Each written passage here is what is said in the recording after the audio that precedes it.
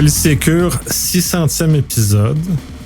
Merci à tout le monde qui se joint à moi pour célébrer cet épisode-là. C'est un très grand honneur pour moi de vous avoir autour de l'écran. On est dans un contexte virtuel. Pour l'occasion, j'ai décidé d'aborder un sujet qui, lors du Sécure, Guillaume Ross et Olivier Bilodeau se sont chamaillés un peu sur un élément mentionné, sur le fait, sur un peu leur façon d'aborder le risque dans leur vie personnelle, ce qu'on appelle aussi OPSEC, la façon qu'on gère dans nos vies la sécurité numérique. Et il y a eu un échange intéressant par rapport à ce type de choses-là. Donc, j'ai décidé de vous rassembler, mes 8 personnes autour de moi qui ont des backgrounds excessivement différents. Et justement, c'est ça la beauté de de vous avoir rassemblé, c'est qu'on a tous des obstacles différents, on a tous des zones de tolérance au risque qui sont différentes et on va pouvoir échanger un peu sur le sujet, sur nos bons coups personnels et nos moins bons coups personnels par rapport à ce genre de choses-là. Et pour mettre aussi en perspective, parce que beaucoup d'entre nous, on est vertueux, disons, ou on essaie d'être vertueux face à nos clients. Et dans le réel, généralement, on n'est pas tant vertueux dans notre vie personnelle. Et c'est un peu de mettre ça en perspective aussi qu'on a des vraies vies, on est des vrais humains. Et on est comme tout le monde, on a des moments un peu plus faibles que d'autres. Je vais commencer par présenter chacune des personnes et ils vont faire une courte introduction sur leur vision de ce que c'est l'OPSEC ou leur tolérance au risque, leur gestion de risque numérique. Puis après ça, on va embarquer dans une conversation, j'ose espérer, très intéressante sur ce que c'est. Je vais commencer avec Vincent. Oui, ben merci de m'avoir invité. Ça fait extrêmement plaisir d'être ici. Donc, Vincent Millette, ça fait plus de 15 ans, proche 20 ans que je suis en sécurité de l'information. Je suis actuellement gestionnaire chez Air Canada dans l'équipe de gouvernance, risque et conformité. Et ça fait 4 ans que je suis là-bas. Donc, voilà. Merci. Oui, et ton regard sur le risque de façon personnelle aussi. Oui. J'ai une perspective assez... dans mon travail, j'applique une perspective d'affaires. Donc, j'ai beaucoup le penchant, faut faire de la business, donc faut pas trop bloquer les choses. Mais j'applique, je dirais, le même principe dans ma vie personnelle. Donc, oui, je comprends les puristes, puis ceux qui se protègent de tout, qui veulent vraiment pas que leur identité se promène. Ça, je trouve ça décevant. En fait, la situation dans laquelle on se retrouve aujourd'hui. Mais ceci dit, je considère qu'on peut pratiquement pas éviter certains éléments. Sinon, le côté pratico-pratique de l'Internet puis de toutes les options mobiles, etc., je trouve que on perd énormément en flexibilité à ce niveau-là. Donc, personnellement, j'utilise une approche très diversifiée à comment j'utilise mes appareils. Comme un peu tout le monde, j'ai des VPN, j'utilise plusieurs navigateurs, dépendamment des contextes, dépendamment de ce que je décide de faire, que ce soit du magasinage ou autre chose. Là. Des fois, juste changer de navigateur, des fois, ça a un impact sur les prix qu'on voit. Donc, j'utilise toutes sortes de tactiques différentes. Puis, j'ai des jeunes enfants, une femme à la maison qui est pas très technologique, qui se pose encore la question, je pense, qu'est-ce que je fais dans la vie? Donc, faut rendre ça assez simple pour tout le monde. Puis, donc, je reste assez terre à terre par rapport à ça. Cool. Merci. Guillaume? Oui, salut, moi c'est Guillaume. Merci de m'avoir invité pour le 600e. Donc, un peu comme Vincent, ça fait super longtemps que je suis en sécurité puis en technologie. Je dirais que j'étais là-dedans même avant de travailler, disons. Puis, côté sécurité au niveau personnel, tu sais, il y a des choses où je pense que je suis vraiment très, très attentif, comme par exemple tout ce qui est garder des systèmes à jour. Tu sais, je suis pas le genre de personne qui va installer un update de macOS 2 jours après qu'elle soit sortie. Tu sais, je vais attendre comme 20 minutes, voir si quelqu'un a une catastrophe quelque part. Puis après ça, je l'installe. Mais qu'est-ce que ça demande pour pouvoir faire ça? D'avoir toujours des vraiment bonnes sauvegardes parce que tu es toujours à risque de peut-être faire une erreur qui pourrait causer une perte de données. Fait que je dirais les sauvegardes, le chiffrement des données. Tu sais, j'ai vraiment pas beaucoup de données qui sont pas chiffrées end-to-end, que ce soit localement ou dans le cloud, puis tout ça. Mais il y a d'autres choses où ça m'inquiète vraiment pas, tu sais, comme on vient de parler de VPN. Si j'utilisais un VPN, ça serait parce que je download des torrents, pas parce que je voyage, pas parce que j'ai peur du Wi-Fi. J'ai peur du Wi-Fi de l'hôtel parce qu'il est lent. J'ai peur du Wi-Fi de l'avion parce qu'il marche mal. Tout ce que je fais est en TLS. Fait qu'au lieu d'utiliser un VPN, qu'est-ce que je fais? C'est chez nous, je bloque les connexions sortantes pour, par exemple, POP3 puis IMAP sans TLS. Comme ça, si accidentellement, je configurais un nouveau laptop qui se connecte sur Gmail en IMAP sans TLS, ben ça marchera pas. Mais comme ça, je sais que quand je sors de chez nous, ben j'ai pas besoin de VPN puis il y a aucun problème. Mais des fois, à cause de, tu sais, j'ai mentionné les sauvegardes puis le chiffrement puis tout ça, des fois, ça rend le recouvrement de désastres personnels un petit peu compliqué. Puis ça, c'est la partie qui me fait un peu peur des fois. Tu sais, j'ai pris l'avion une fois puis oui, j'ai pris l'avion une fois, merci. Je sais que c'est impressionnant. Puis dans la même petit trade du TSA américain, j'avais mon Mac, mon iPad, mon iPhone, tu sais, tout un par-dessus l'autre. Puis là, je pensais à mon password manager, il est sur les trois, il est backupé dans un truc qui est chiffré avec un mot de passe qui est dans mon password manager. Puis là, je me suis mis à me dire, si quelqu'un me vole ce bac-là qui a mes 3 devices dedans, ça va être une vraiment mauvaise semaine. Fait que j'essaie de m'améliorer là-dessus parce que des fois, trop de sécurité, c'est pire que pas assez.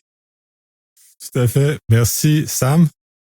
Oui, donc c'est ça, moi je suis sécurité adjacent, on pourrait dire, donc journaliste de travail et c'est ça, co-animateur d'un balado qui parle justement de sécurité là, avec Catherine qui est ici aussi ce soir. Je dois dire que en termes de sécurité, je suis probablement un cordonnier mieux chaussé que quand j'étais médecin parce que je suivais beaucoup moins les conseils quand j'étais médecin que je donnais aux gens qu'en sécurité. C'était même aucune comparaison possible. Fait que je pense que c'est assez intermédiaire, je dirais. C'est sûr que pour certaines affaires, un peu comme Guillaume dit, il y a des affaires, je sais que ça, tu sais, tout ce qui est mot de passe, tout est fait partout, tu sais, c'est bien intégré. On parlait de VPN. Moi, je l'utilise surtout parce que j'aime ça des fois cliquer sur des liens louches puis aller regarder l'infrastructure de gens bizarres. Puis c'est le fun à ce moment-là d'utiliser un VPN juste parce que sinon, ben, j'ai déjà checké mon adresse IP, elle dit où j'habite, là, ou presque. Là. C'est malheureusement très proche de chez moi. Donc pour ça, je pense que ça vaut la peine. Et par exemple, pour beaucoup de recherches que je fais, par exemple, sur les réseaux sociaux, ben j'utilise des comptes faits expressément pour ça. À moi, j'ai abandonné parce que je sais que tu peux aller très loin là-dedans aussi. Mais tu sais, essayer d'avoir un numéro de téléphone anonyme, là, puis good luck, là. J'ai déjà essayé une fois, tu sais, t'achètes la carte SIM avec de l'argent cash, tu payes ton abonnement avec de l'argent cash, tout. Mais c'est l'enfer, là. Fait qu'après ça, je me suis dit, ben, c'est pas grave, là. Le gouvernement va savoir que c'est moi qui ai acheté ça. Il y en a pas de problème. Donc, c'est ça. Faut aussi peser des fois le pour et le contre, puis pas virer fou. Très, très intéressant. Puis ça, justement, ça amène le volet du journalisme d'enquête qui est particulier aussi, qui amène un angle dans lequel même en sécurité, on ne fait pas vraiment. Dominique? Eh ben, merci Nicolas pour cette invitation. 600 quand même, ça se fête. Merci. Je suis très honoré de faire partie de ce panel de discussion. Moi, je travaille en cybersécurité. Vous avez peut-être déjà entendu, on a déjà eu des échanges avec Nicolas. J'accompagne les entreprises dans leur parcours de cybersécurité en tant que vCISO et j'ai la chance de voir des choses à faire, des choses des fois bien, des choses à faire attention. Donc, ça me permet d'avoir énormément de visibilité et puis de donner des conseils aux clients. Malheureusement, je suis pas mal dans le mode faites ce que je dis, pas ce que je fais. Et moi, je suis quand même un peu pourri dans mon obsèque là. Je vous écoute parler entre Vincent, Guillaume, Sam, qui ont déjà parlé. Moi, je me trouve un peu pourri. Pas tant que ça, mais je me dis que dans mon obsèque, il y a des moments donnés, ben, quand il faut accéder à quelque chose, on va y aller peut-être un peu plus vite. On va retirer son attention, puis il faut que ça fonctionne. Puis, comme on est des humains, hein, il y a de l'humanerie. Donc, je je pense que c'est peut-être ça, c'est peut-être ça. En même temps, je complexe un petit peu moins sur certains aspects depuis que j'ai entendu Guillaume parler des mythes en technologie. Donc du coup, des fois, je complexe un petit peu moins, ça m'aide à vivre. Mais je m'imagine, en tout cas, les conseils que je donne, je devrais me les appliquer plus souvent moi-même. Oui, merci Catherine. Bonsoir. Je suis vraiment contente d'être avec cette belle brochette de gens-là. Moi, ça fait un peu moins longtemps que certains que je suis en cybersécurité, ça fait 5 ans. Puis ma job, c'est principalement de convaincre les gens de faire attention en sensibilisation. Et malgré ça, je suis honnêtement une cordonnière extrêmement chaussée. En fait, mon obsèque personnel et mon cauchemar, si ça serait un client qui viendrait me voir avec ma situation. Puis une de ces raisons de ça, c'est qu'avant d'être en cybersécurité, j'étais en marketing. Puis en marketing, c'est tout le contraire, la mentalité. C'est comment est-ce que tu peux être trouvé le plus facilement possible en le moins de clics possible. Donc, tout le début là, de mon digital footprint, c'est comme moi qui bâtis le personal brand 4DG, puis qui s'assure de réserver ce nom-là sur toutes les plateformes. Puis, oh boy, que je faisais des choses sur toutes les plateformes. Honnêtement, de googler 4DG, ça mène très rapidement à des résultats ultra cringy à partir de Google. De genre mon début vingtaine, dont un compte Twitch channel avec des vidéos, moi qui raconte des choses. D'ailleurs, plutôt, on va probablement raconter des anecdotes puis des très mauvais coups. Puis j'en ai un relié à ça qui est catastrophique. C'est sûr que là, tes mots de passe, MFA, etc., c'est des choses sur lesquelles je suis un peu meilleure. Thank God. Mais, tu sais, j'ai comme ce baluchon-là que je traîne, en fait, que je peux pas non plus juste faire disparaître. Fait qu'à un certain point, si on parle de gestion de risque, il y a la notion d'accepter le risque. C'est un peu un truc que je dois accepter dans dans mon propre écosystème. Définitivement, ne faites pas ce que je fais, s'il vous plaît. Mais bon, c'est un peu la situation avec laquelle moi je suis arrivée quand j'ai commencé à m'intéresser d'ailleurs là, à la cybersécurité, puis qui m'a mené à éventuellement essayer de dire aux gens justement, faites pas ce que j'ai fait, s'il vous plaît. Allez ailleurs. Excellent, merci Alexandre. Bonjour à tous, merci de nous avoir invités, je trouve ça vraiment super. En effet, pour le 600e, c'est un beau numéro. Donc moi, je suis Alexandre Fournier. En fait, la partie cybersécurité, moi, je rattrape quand on s'est fait défoncer.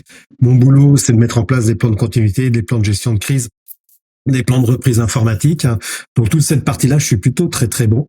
Je rejoins un petit peu Guillaume qui disait tout à l'heure la cybersécurité, enfin trop de sécurité tue la sécurité. C'est un petit peu en effet mon approche. Ce que je m'aperçois, c'est que quand on met trop de sécurité, il y a un moment ou un autre, on va soi-même se hacker parce qu'en fait c'est chiant. Donc, par rapport à ça, moi, je me base pas mal sur le standard, ce qui est proposé par les outils.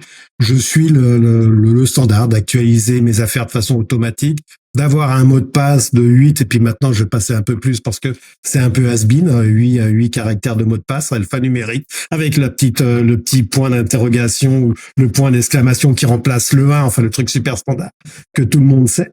Donc, moi, ma vision là-dessus, c'est bien beau de faire de la sécurité, de mettre tout ça là, mais à un moment ou à un autre, de toute façon, on se fait défoncer. Donc moi, ma vision, c'est être prêt après qu'on soit fait défoncer pour pouvoir tout reconstruire. Donc toute la partie restauration, conservation, récupération de données, là, c'est bien ma force. Au niveau des mots de passe, je pense que j'ai encore un petit peu de travail à faire par rapport à ça. Très intéressant, merci. Stéphane? Bonjour. Donc, merci encore une fois de l'invitation. Moi, je pense que je suis trop vieux. Tu sais, je prends un café puis j'ai peur d'aller aux toilettes. Puis c'est ça ma gestion de risque du moment. Je me dis, il me semble qu'avant de partir tantôt, je dis, avant qu'on débute, il faut absolument aller aux toilettes. Là, à moitié du café, je suis pris à dire, ou je me pousse pour aller là. Fait qu'attention à ce niveau-là. Mais c'est quand même la sécurité au niveau personnel et compagnie. Là, on s'entend de gestion du risque. On va faire une compétition, je pense, entre Dominique, moi, puis je sais pas, peut-être toi, Nicolas, si tu nous as dit tantôt du pire cas de comment qu'on gère à la maison et tout. Je suis ciseau où ce que je suis. C'est sûr, au day-to-day, on parle de risque. Au day-to-day, on essaie de mettre des bonnes mesures. Au day-to-day, mais chez nous, je fais fuck all de vraiment clair, net et précis. Tu sais, oui, les bases, les mots de passe, puis des MFA, puis des bébelles-là, puis les voûtes à mots de passe et tout. Mais je vous écoutais, puis je me disais, ouais, c'est vrai que, mettons que je m'en vais en voyage, puis que, mettons que ce qui est dans iCloud, je n'ai plus accès, puis que c'est comme effacé, qu'est-ce que je fais? J'ai pas prévu ça. c'est une sorte d'affaire de même que j'ai pas prévu, puis c'est bien bizarre. Mais par contre, j'ai quand même prévu mon café, puis d'aller aux toilettes. Continue là-dessus. C'est une bonne gestion de base. C'est excellent. De toute façon, on a eu des échanges dans des podcasts précédents sur, justement, tu t'es fait avoir sur des mails de phishing et ainsi de suite. Jamais arrivé, ça. C'est une rumeur. Non, mais justement, on a des enregistrements pour prouver le contraire. Heureusement, c'était pas vidéo quand le moment où tu t'es fait avoir sur tes mots de passe. Et on va finir avec Andréane. Oui, allô. Merci de nous recevoir, Nicolas Lake. Bon, moi, j'ai l'impression que d'avoir une bonne sécurité, ça veut dire devenir fou. Parce que c'est comme ceux qui vont au gym. Tu sais, il y a personne qui va au gym de manière modérée, là. C'est comme une fois que t'es rendu dans cette patte-là, ça fait juste descendre à partir de là. Fait que, j'ai l'impression que, en fait, c'est la sécurité. Si tu veux vraiment être secure, faudrait que tu utilises un ordinateur une fois puis que tu le brûles après puis que tu en aies un nouveau à chaque fois. Comme ça, tu es sûr qu'il y a vraiment aucune trace de toi nulle part. Tu sais, c'est juste pas praticable. Donc, je pense qu'il faut... je pense qu'il faut garder notre santé mentale. Puis pour rester sain d'esprit, il faut prendre les choses un peu plus à la légère que ça, tout dépendant on est qui, tu sais. C'est sûr que le premier ministre du Canada, je m'attends à ce qu'il prenne des meilleures décisions que peut-être nous ici sur ce planète. Donc, toujours bien considérer le risque, ça va être mon motto de base, OK? Mais j'aimerais dire qu'une de mes plus grandes vertus, c'est d'être très conséquente avec qu'est-ce que je dis puis qu'est-ce que je fais. Donc, au moins, je dis aux gens de pas trop capoter avec ça. Donc, je capote pas trop avec ça non plus. Mais j'ai quand même des obsessions de sécurité. Et c'est mes mots de passe. J'ai quand même une bonne gestion. Pas celle qu'on conseille nécessairement, mais ce que moi, je considère une bonne gestion de mots de passe. Donc, non, mes mots de passe se répètent pas. J'utilise pas nécessairement de password manager. Je le fais pour, mettons, la job, mais sinon, c'est vraiment une espèce d'algorithme que j'ai dans ma tête pour chaque password. Fait que ça, j'ai quand même une obsession. Puis, mon autre obsession, c'est mon identité sur Internet. À tous les sites qu'on va, faut tout le temps se créer un compte là, pour aucune raison. Là, ils ont absolument pas besoin d'avoir toutes ces informations-là sur moi. Ça me fait capoter. Fait que cette identité-là, c'est vraiment... J'ai plein de noms différents, j'ai plein d'adresses courriels différentes pour ces cas-là où est-ce que la personne n'a pas besoin de savoir je suis qui pour vrai. Donc ça, c'est quand même une obsession que j'ai. Mais sinon, pour le reste, je suis assez laid back. Là. Très intéressant. Oui? Non, ben j'allais dire, j'ai oublié de me présenter, mais Andréane Bergeron. Professeure associée à l'Université de Montréal et je travaille en cybersécurité là, pour Flair depuis... en fait, je travaille en cybersécurité depuis 4 ans. Fait que ça fait pas si longtemps non plus. Là, mais, fait que je viens du commun des mortels, c'est ça qu'il faut retenir. Ouais, t'arrives du monde de la recherche. Clin d'œil, parce que tu disais le premier ministre du Canada qui a un bon obsèque. Clairement, nos voisins du Sud n'ont pas ce même obsèque-là. Clairement, ils ne maîtrisent pas les b.a.-ba de ça. Et ils seraient probablement des bons candidats pour venir parler de leur raté au niveau de leur obsèque. Mais on a... Oui. Faut quand même le faire. Le président a son propre réseau social. Il réutilise pas ceux des autres. Il y en a un juste pour lui. Puis ça, c'est dur à battre comme obsèque. Ça, je te donne le point. Mais bref, puis je vais faire comme les autres, je vais me présenter, je joue au jeu aussi. Puis bon, je suis l'animateur, hein? Et cela étant, mon obsèque est pas très bon de façon générale. Je suis plus en mode réactif, c'est-à-dire généralement il m'arrive un raté, puis je corrige après. Fait que je suis vraiment très comme ça. Je suis pas en prévention d'aucune façon. Je suis vraiment, j'ai perdu des machines complètes parce que j'ai perdu la clé de chiffrement de la machine, puis un peu ce que Guillaume s'inquiétait. J'ai perdu ma machine, j'ai perdu la clé, pouf, perdu la machine. Maintenant, j'ai des bons backups qui, justement, peuvent faire ce genre de choses-là. Le tout est fait où les clés FIDO sont en utilisation réelle dans ma vie au moment où j'ai constaté que mon compte de banque était attaqué. Parce que je recevais des SMS à 5 heures du matin pendant que je faisais mon jogging. Fait que ça, j'ai vraiment pas aimé ça. Fait que je suis vraiment en mode réaction. Fait que je suis pas celui qui est la meilleure façon. Puis je rejoins un peu certaines facettes de tout le monde, et notamment Andréane dit, capotez pas, prenez les choses qui sont à votre mesure. Si c'est contraire à ce que vous faites, perdez pas votre temps. Vous allez faire du mal à travers ça. Au moins, améliorer une étape à la fois. Fait que c'est un peu ma position. Fait que moi non plus, je suis comme moyen à travers tout ça. Cela étant dit, maintenant, on a fait le tour. La cassette de démarrage, puis j'ai bien aimé ce qui a été mentionné, puis d'ailleurs qu'il y a un bel oiseau qui nous chante ça là, de façon magnifique. Quel est votre pire événement de sécurité que vous êtes arrivé? J'en ai nommé un, normalement, j'ai perdu mes disques durs au complet, puis ça a été un désastre parce que j'avais 0 backup, j'ai tout perdu. Ça, c'est mon exemple de démarrage où j'ai juste chiffré, mais un peu comme un con, finalement.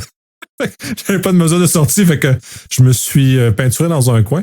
Fait que je vous laisse quelqu'un qui veut lever la main puis commencer justement à proposer avec Catherine. Mon histoire date, puis disclaimer de avant que je travaille en marketing, en cybersécurité. Donc, s'il vous plaît, tenez compte du fait que j'étais très naïve à l'époque. Je l'ai mentionné, j'avais un Twitch channel. Donc, j'avais pris la mauvaise habitude d'indiquer à mes fans, à mes followers, qu'il y avait quand même une certaine quantité, là. Il y avait quelques milliers de personnes qui me suivaient. Hey, genre, je m'en vais me prendre un café au coin, puis je viens vous rejoindre sur le stream. Puis, ouais, on a les visages.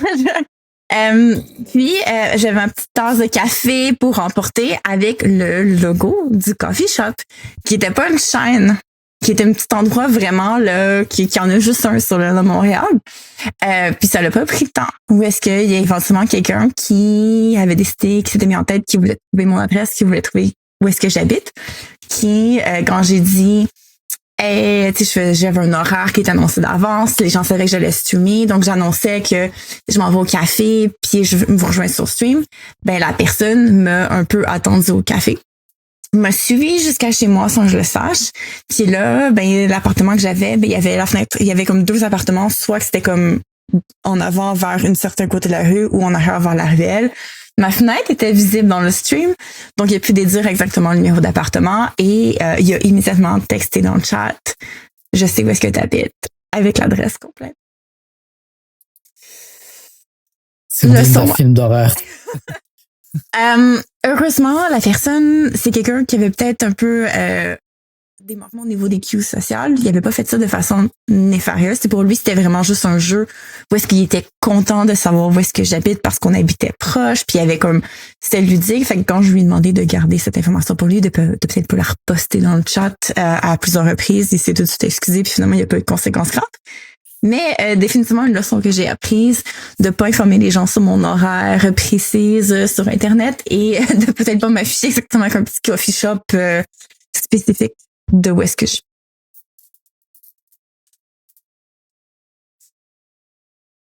Wow. je suis un peu impressionné. Je sais pas comment j'aurais réagi à ta place, mais en tout cas, ouais, c'est quelque chose. Moi, personnellement, j'interviens tout de suite parce que je réfléchis puis j'en trouve pas de moment où ce que j'ai vraiment pas eu, que j'ai eu on va dire une bourde. Là, j'invite pas tes auditeurs à me cibler, là. Mais littéralement, moi, j'ai pour mon dire, je pense un peu plus tôt, je pense que c'est Stéphane. Moi, quand je reviens du travail, j'ai pas le goût de perdre mon temps à configurer des machines puis à passer du temps à faire des setups de VPN puis de trucs comme ça là, complexes. Puis quand ça devient trop compliqué à maintenir, à soutenir, ben je perds l'intérêt. Donc j'ai souvent investi dans des technologies puis dans des outils ou des appareils que je me dis ça va être simple, efficace, moderne. Puis quand j'arrive proche de la fin de vie d'un appareil, je le change. Fait que j'ai pas eu de problème avec mes backups. Moi, j'ai un NAS.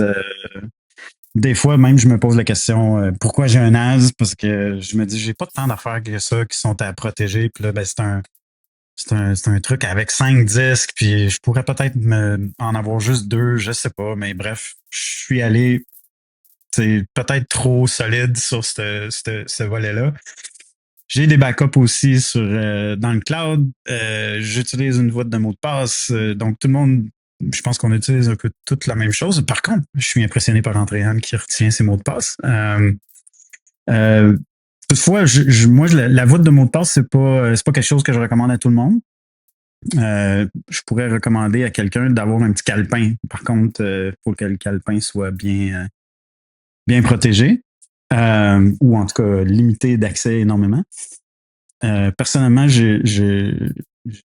j'en trouve pas de bourde, là, honnêtement. Mais mes informations personnelles se sont retrouvées plusieurs fois sur Internet à cause d'entreprises, pas à cause de moi. Là. Donc, je pense que c'est inévitable, malheureusement, mais j'ai pas eu d'effet négatif majeur relié à ça. Ouais, moi, je pense, j'ai dit que j'étais pourri tout à l'heure, mais veux pas, on a des réflexes qu'on adopte et on aimerait en faire plus, mais on a des réflexes qu'on adopte au quotidien. Moi, je me rappelle pas avoir, mais en fait, celui qui n'a jamais perdu un backup, qu'il me jette la première pierre. Hein. On a tous perdu un backup un jour dans sa vie, hein, une disquette, une clé USB. Ah, il y a forcément un petit quelque chose. Moi, j'ai effacé le disque dur de la belle-mère. Je peux vous dire, dans les premiers temps, les discussions étaient un peu compliquées, par exemple. J'ai pas fait exprès. Ça arrivé, voilà. Mais on a des réflexes qu'on développe, puis on fait attention. On parle de voûte de mot de passe. Moi, j'ai 3 voûtes de mot de passe. Dire, mais t'es malade. J'arrive pas à retenir les mots de passe, hein, comme Andréane. Donc, je suis obligé d'avoir. J'ai 3 voûtes de mot de passe. Puis, j'ai les vraiment sensibles, ceux que je vais utiliser tous les jours. Puis, ceux très gouvernement, etc. Donc, je suis capable un peu de les splitter. Puis, c'est même pas les mêmes technos. C'est même pas les mêmes façons d'accès. Il y en a qui sont avec des YubiKey, il y en a qui c'est une passe-phrase, etc., etc. Donc, je fais des choses quand même qui sont des fois un peu hors du commun des mortels là, sur cette partie-là, mais on développe des réflexes. Puis en écoutant, je me dis, je suis en train de repasser vite tous mes contrôles ISO dans la tête, puis je suis en train de me dire, je le fais-tu pas? Je suis en train de tous les faire. Je les ai marqués sur une papier là. Oui, VPN, on en fait. Puis peut-être qu'on en aura dans la discussion là, mais il y en a que je fais. Puis je me dis, il y a personne qui fait ça chez eux. Moi, j'ai segmenté mon réseau d'IoT avec le réseau d'IT. Il y a une grande partie du monde qui fait jamais ça à la maison. Moi, ça m'amusait, puis je savais comment le faire. Donc, tu sais, il y a aussi cette notion-là de knowledge. Là. Si tu sais pas comment le faire, c'est difficile de le placer. Puis dès que tu as un peu de connaissances, puis on pourrait parler des patching. Hein. Moi, j'ai pas de Windows chez nous. J'ai pas de Microsoft Windows. J'ai que soit des Mac, soit des Linux. Fait que j'ai d'autres types de problèmes, mais je traite différemment. Donc, on en fait, mais pas. J'aimerais en faire plus. Surtout dans les conseils qu'on donne au quotidien, mais on a des réflexes quand même qui nous protègent. Et puis je suis comme Vincent, puis peut-être un peu moins intense que Catherine, mais moi mes informations, à un moment donné, c'était la mode des réseaux sociaux, puis de faire ça, puis je pense que ça y allait un peu trop rapidement ou trop facilement à essayer de faire du Facebook, à essayer de faire des affaires. Mais maintenant Facebook, je suis rendu, je pense que j'ai l'âge pour utiliser Facebook maintenant. Celui qui a Pinterest encore, on peut se rejoindre sur Pinterest si jamais il y a encore des droits. Puis mais il y a de l'information qui est partie, puis j'ai des photos de moi qui traînent un peu partout sur l'internet, plus que ce que j'aurais aimé. Mais voilà, ça arrive. Moi, j'irais avec, je parlais de disponibilité tantôt, puis je vais vous donner un exemple. Ici, j'ai une YubiKey avec un AirTag dedans. Pourquoi j'ai fait ça? Mais parce que je trouvais jamais mes YubiKey parce que j'en ai trop, c'est trop compliqué. Donc, j'ai un petit étui à AirTag que je mets sur toutes mes YubiKey. Puis peut-être, j'ai pas nécessairement d'exemple précis à nommer, mais surtout s'il y en a qui nous écoutent, qui sont plus jeunes.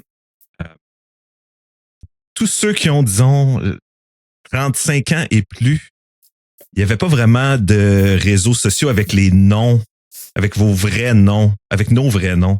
Tu sais, puis la quantité de choses qui s'est dites sur Internet, je sais pas, là, de 1995 à 2005, qui pourraient faire vraiment mal paraître des gens, peut-être faramineuse, mais premièrement, le stockage coûtait beaucoup plus cher dans ce temps-là. Il y a moins de trucs qui étaient logués pour toujours.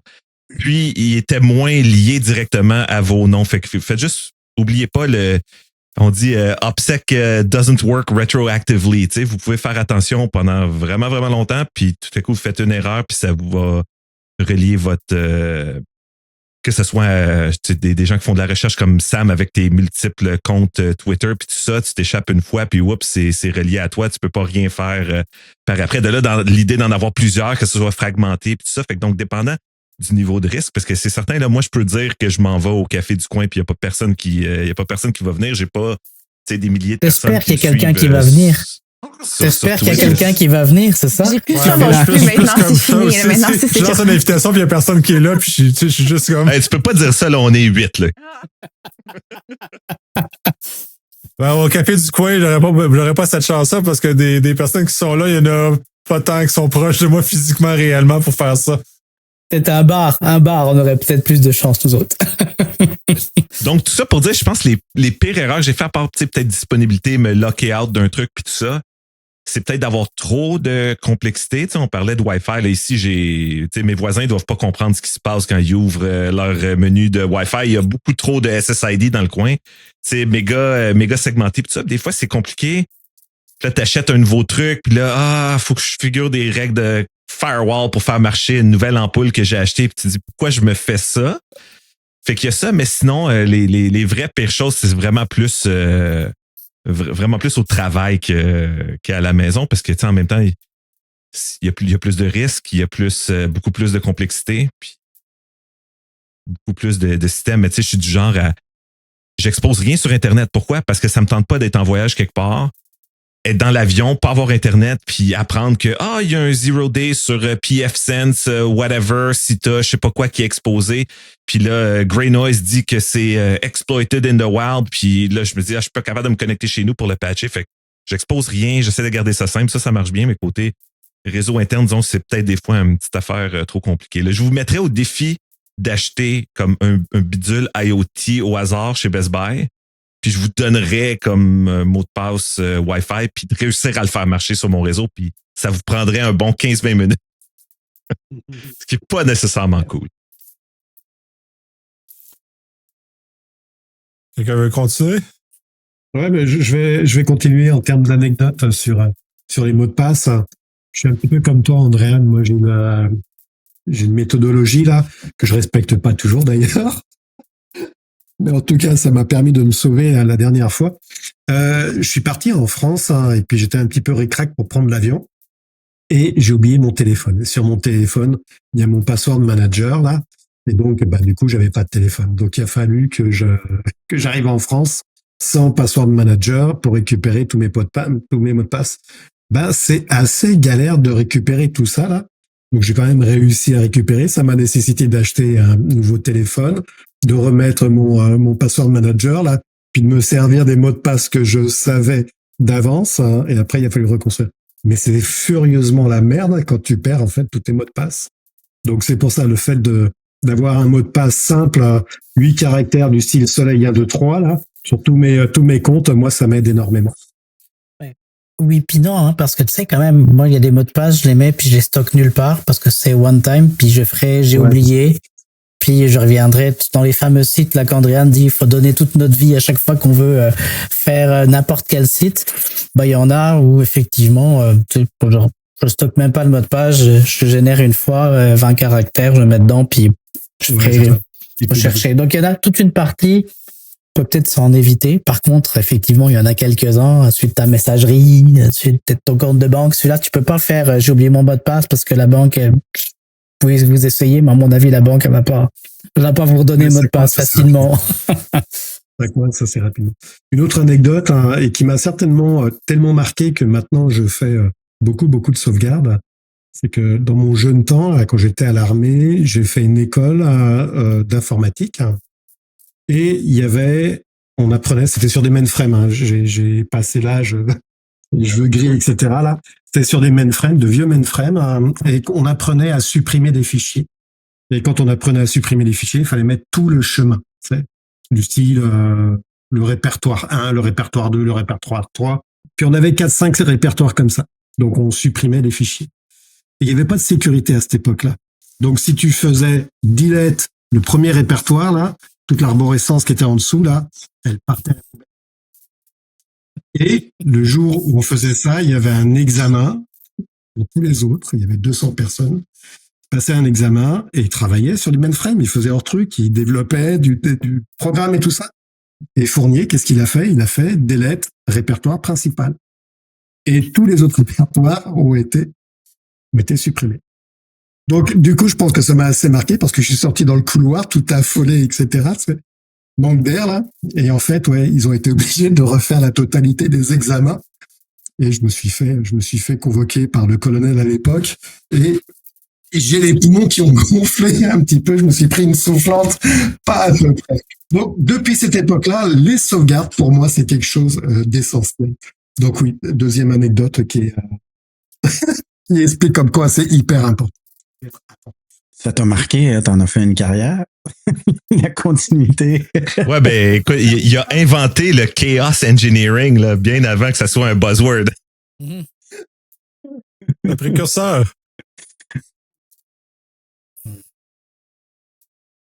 J'imagine que c'était pas de ça que tu parlais, Andréane, tantôt, là, mais quand j'étais médecin, j'avais moi aussi un algorithme pour les mots de passe. Parce que quand tu arrivais la première journée au CLSC, le tech, il te donnait comme mot de passe les trois, c'est comme ton nom de famille, les trois lettres, nom de prénom, 3 lettres, puis 01. Fait que c'était Arsam 01.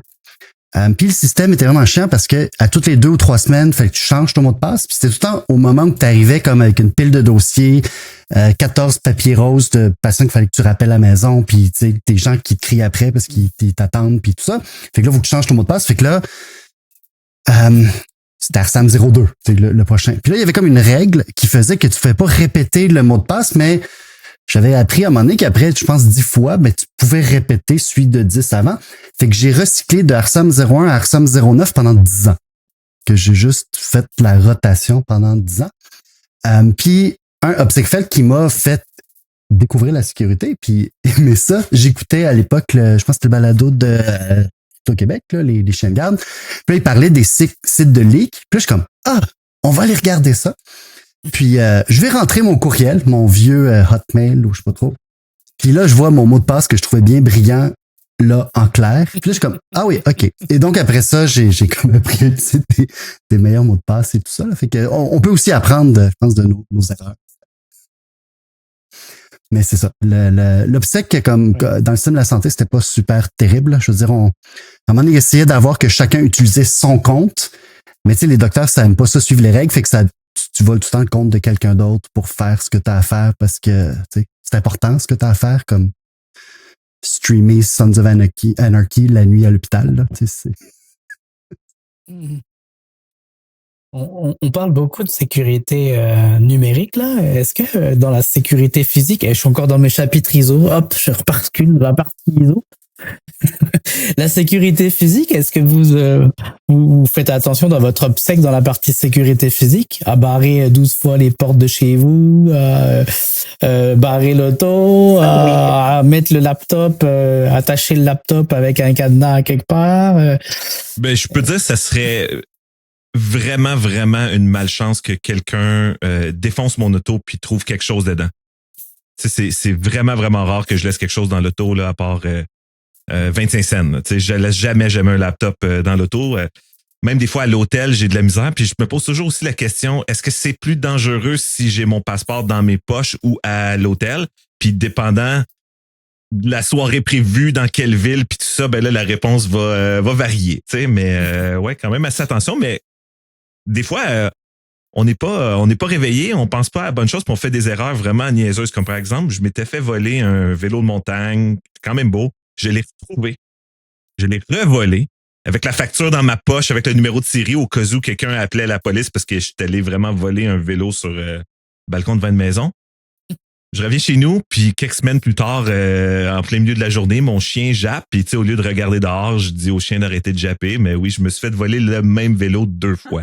Fait que, tu sais, des fois, c'est juste une question de... Tu sais, on parlait de phishing tantôt, ben, tu te réveilles le lundi matin, t'as 32 000 emails, t'as un meeting dans 4 minutes, les updates Windows veulent s'installer, ben là, oups, tu cliques sur la mauvaise chose. Ben, la même chose peut arriver dans le monde de la sécurité physique, que ça soit laisser rentrer quelqu'un parce que tu penses tu l'as déjà vu avant ou parce que tu penses que tu veux les bangs qu'il apporte, puis tout ça. Fait que ça varie. On n'est pas toujours réveillé de façon égale. Oh, mais on sait tous qu'il faut pas le faire, hein. Mais encore une fois, personne ne veut être la personne qui dit non. t'as les mains pleines, là, mais sors ta badge, tu sais, comme tout le monde veut être poli, tout le monde veut être sympathique.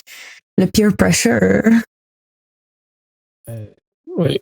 Ouais, c'est pour ça, moi, Oui. quand j'approche toujours ces situations-là, plutôt que de l'approcher de façon négative, j'essaie de l'approcher autrement. C'est peut-être là, une déformation professionnelle parce que je suis aussi gestionnaire de mon condo, là. Puis quand les gens font ça, tu sais, je vais leur demander s'ils ont besoin d'aide. Tu sais, j'essaie de tourner la question. Même chose pour les tourniquets, là, puis les badges. J'essaie de tourner ça. Je trouve ça intéressant, tous les commentaires aussi sur les voyages. Je pense que tout le monde se pose les mêmes questions sur je garde mon passeport ou pas. Moi, sincèrement, mon laptop, je vais le mettre. S'il y a un coffre-fort, là, je vais le mettre dans le coffre-fort. Mais honnêtement, mon laptop, il n'y a rien vraiment de. Il y a mes impôts, des trucs comme ça. Là, donc, évidemment, mon NAS, etc. Mais mon ordinateur est encrypté et chiffré. Quand je vais passer les douanes, je vais souvent bloquer mon téléphone pour pas que l'agent puisse me prendre mon téléphone puis l'ouvrir avec mon visage, etc. Donc, je vais prendre des mesures peut-être un peu extrêmes par rapport à ça. Mais je trouve ça intéressant. Les Wi-Fi, par exemple, les Wi-Fi gratuits, je vais utiliser les Wi-Fi gratuits à des endroits que pas que j'ai confiance, là, mais que je me dis c'est moins pire. Tu sais, mettons un Starbucks, je vais me dire c'est moins pire. L'hôtel, je sais que l'hôtel, c'est très mauvais. Qu'est-ce que moins pire? J'aimerais avoir une définition ici parce que je suis pas sûr qu'on a tous à la même La place. vitesse, c'est le bon Wi-Fi, width. c'est I got you, là. Je vais pas me connecter dessus, là. Moi, je vois ça comme challenge accepted. Ouais, c'est ça. Tu sais, je vais regarder les noms, là, mais tu sais, si par exemple, je m'en vais à l'aéroport de Montréal, par exemple, ben, je vais le truster peut-être un peu plus que si je suis dans un aéroport à l'étranger que je connais pas. Tu sais, quand tu regardes, si quelqu'un regardait ce qui se passe sur les Wi-Fi dans les aéroports puis tout ça, je pense que vraiment plus problématique que les VPN, que tout le monde se fait dire d'installer parce que, bon, l'industrie de YouTube au complet ferait faillite s'il n'y avait plus NordVPN. Il y a beaucoup de monde qui n'ont pas de coupe-feu sur leur laptop, que ce soit même juste le truc de base de Windows. Fait que le plus gros problème, c'est vraiment comme, il y a des partages SMB exposés avec aucune authentification. Pas de Ça, c'est passeport. vraiment plus grave que les histoires de VPN. Oui. Puis dans les hôtels, des fois, tu n'as même pas besoin de activement chercher. Tu fais juste comme browse network, puis tu vois un paquet de laptops quand les hôtels font pas l'isolation, le host isolation. Dans le train, c'est comme ça, là. C'est pour ceux qui ont fait Je veux pas parler du train, je parlerai pas du train. C'est pas votre mais c'est un exemple Il y a rien par à exemple, mais vendre, c'est fait un qu'on en état parle violent. pas. C'est ça l'affaire, c'est que Ah oui, c'est ça, il n'y a pas de exactement. cochon à vendre par-dessus, fait que c'est pas intéressant, c'est pas profitable à parler. Puis c'est même le truc de coffre-fort dans l'hôtel, tu sais, comme une personne normale, est-ce que c'est vraiment un enjeu? Si on parlait aussi des passbooks plutôt, je me souviens tellement souvent des posts de gars en IT qui sont comme vraiment condescendants, genre je peux pas croire que les gens utilisent ça, puis qui postent ça vraiment comme agressif, puis dans le fond, ma grand-mère Yvonne, là, elle va pas se servir de mon password, là, on va être honnête entre vous et moi, là. Puis il y aura pas un espion qui va se glisser chez elle pour fouiller ses tiroirs puis trouver son passbook, là. Non. C'est la façon la plus sécuritaire qu'elle a d'avoir un mot de passe. Puis si jamais il arrive quelque chose, on peut accéder aux photos puis les trucs, la famille, tu sais, il y a comme de quoi qui est laissé derrière. Puis pareil, tu sais, est-ce que tu sais, si t'es un journaliste en train d'enquêter dans un pays étranger sur genre, je sais pas, genre des trucs gouvernementaux de haut niveau, peut-être que tu laisses pas ton laptop dans le coffre-fort de l'hôtel, mais tu sais, si t'es un touriste avec un ordinateur chiffré qui est verrouillé, est-ce que les risques sont les mêmes, tu sais? Le livre de mots de passe, en passant, là, c'est quand même un assez bon truc. Si vous passez des gens en entrevue puis que vous voulez trouver ceux qui sont pas vraiment capables de contextualiser le risque, là, vous dites ta tante utilise mot de passe qui est écrit dans un calepin. Qu'est-ce que tu lui dis? Vous allez pouvoir filtrer du monde, là. Bang, bang, bang, bang. C'est incroyable, ça marche. Puis je dirais, ce qui est vraiment Mais plus je suis curieux de épeurant- savoir comment tu les filtres. Je veux dire, c'est dépendamment. Mettons, la réponse, c'est oui, c'est quoi? Si quelqu'un me dit là, que son grand-père, qui reste toujours à la maison, qui va jamais nulle part, le fait que son mot de passe Yahoo soit écrit sur un carnet qui est dans son tiroir, c'est grave quand tu dis ouais, ce qui va y arriver, c'est qu'il va réutiliser patate 1, 2, 3 comme mot de passe, puis quelqu'un en Russie va se loguer dans son compte. Il n'y a pas personne qui va rentrer chez eux. Fait que, tu vois les gens qui sont pas nécessairement capables de penser au vrai risque. Puis moi, pour le commun des mortels, le vrai risque que je vois me fait paniquer. Je me dis, si je travaillais pas là-dedans, qu'est-ce que je ferais? C'est si mon téléphone ou mon laptop brisait puis qu'il fallait que je l'amène dans un magasin, genre chez Best Buy, je ne truste pas ces fuckers-là parce que non, c'est le CRTC a dit qu'on peut sacrer en français, en anglais sur des émissions en français et vice-versa. Ça, c'est je un comprends, fait. c'est qu'il n'y aura jamais de commandite Best Buy sur ce balado. Sorry, Nicolas Louis. Mais non, c'est ça, on est définitivement pas brought to you by Geek Squad. Il y a eu plein de cas où les gens fouillent dans les photos tout le monde. Puis je me dis, s'il y avait quelqu'un dans ma famille qui me disait j'ai apporté mon ordinateur chez Geek Squad, autre, là, je veux pas viser eux nécessairement, je me dirais, OK, il faut faire du incident response, comme tout est compromis, là, faut changer nos noms, là. Autopsie, puis ça, on n'en parle pas très souvent, alors que, le password book, c'est vraiment niaiseux, t'as écrit tes mots de passe. OK, mais faites peut-être juste l'aider avant qu'elle amène son ordi avec Windows 7 à quelqu'un de creepy qui va aller fouiller dedans, là. Fait que rent over. Mais c'est super valide parce que j'avais un ami, puis je vais pas le nommer pour pas qu'il soit dans le trouble, mais il travaille dans une petite shop, justement, là, dans un petit village.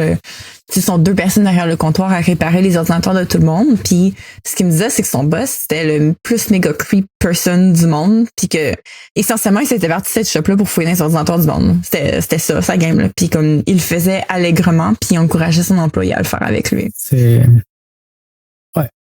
On l'imagine pas, hein. Il y a toujours un principe. Quand c'est des 0 et des 1 du numérique, des fois, on se déconnecte, on dit, bon, c'est que des 0 et des 1.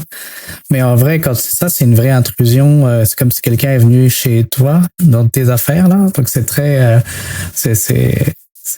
Aux États-Unis, même, je pense que c'était le FBI qui donnait des bonus à des employés de ces magasins-là pour aller fouiller pour trouver des cas de crime, tu sais. Fait que c'est quand même intense, là. Comme genre du child porn ou des choses comme ça? Ouais, c'est ça. Il disait, mais on va te payer quand t'en trouves. Fait qu'évidemment, les gens ne faisaient pas juste tomber dessus par hasard, ils fouillaient, tu sais.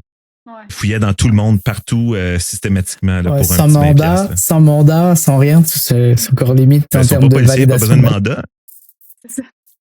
Ouais, mais est-ce que c'est valable? Ben après, il faut un avocat autour de la Le Geek Squad n'est pas une vraie squad. Non. On a compris.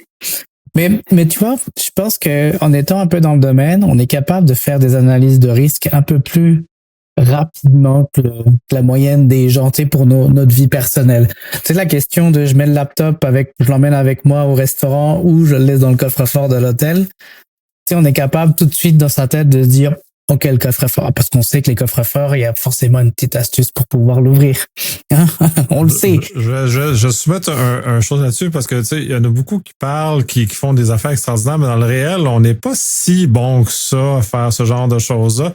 On fait plein d'erreurs parce que nos angles morts sont énormes. Puis c'est vaste, la cybersécurité. Là, tu parlais des ISO tantôt. T'es probablement le seul qui doit maîtriser ISO ici, là, parce que je pense que personne, parce que moi, je me pose pas toutes les questions ISO à chaque fois que je fais un geste. Moi non plus. Fait à ce moment-là, je me retrouve toujours dans un contexte où c'est sûr qu'il y a quelque chose que je vais rater à un moment donné. C'est sûr. Puis là, on parlait de l'hôtel, mais le coffre de l'hôtel, on sait que le coffre d'hôtel, le coffre de l'hôtel, c'est de la merde, là. Le personnel de l'hôtel est capable de l'ouvrir. Ça protège de je sais pas quoi. C'est un coffre d'hôtel est fait pour protéger contre les gens de l'hôtel. Les gens de l'hôtel sont capables de l'ouvrir. Donc, on est comme dans une drôle de situation, somme toute, là.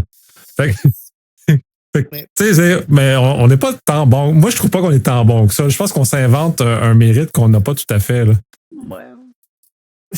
Il y a des réflexes qu'on a puis qu'on n'aurait pas naturellement.